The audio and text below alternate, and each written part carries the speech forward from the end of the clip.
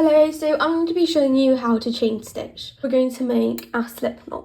So if you don't know how to make a slip knot, go back and watch one of my previous videos on how to make the slip knot.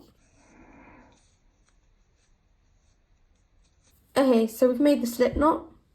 We're just going to stick the crochet hook into that little loop there and pull the long end like that. So it's nice and tight around your crochet hook. So now I'm going to get our tension. I also did a previous video on how to hold your tension, so if you don't know how to do it, I'd go back and watch that. Okay, so we're going to put our crochet hook so that little knobbly bit is on its side, like this. And then we're going to just put that under like that. Make sure it's still sideways and under like that. Then we're going to twist the hook so the knobbly bit is facing upwards like this. And then we're going to let go and hold onto the slip knot like this. And then we're just going to slide the hook like this and put it through that slip knot there. Now we've got this big back bit, we're just going to pull the hook upwards and then pull the long end to tighten it. If that was confusing, we'll go over it again. So we're going to put it sideways, under, twist,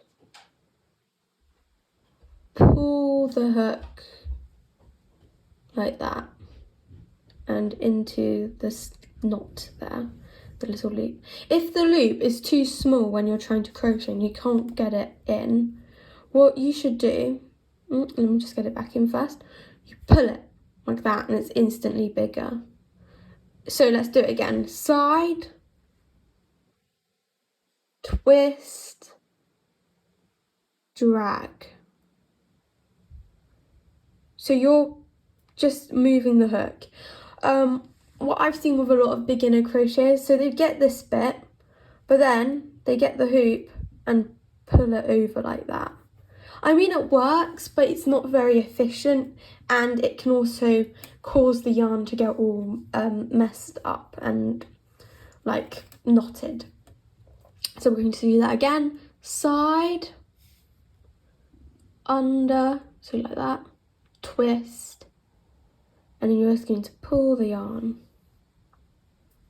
like that. And whilst you're like pulling the yarn, make sure that you're pinching onto the chain. So you're not pinching onto the string anymore, you're now pinching onto the chain.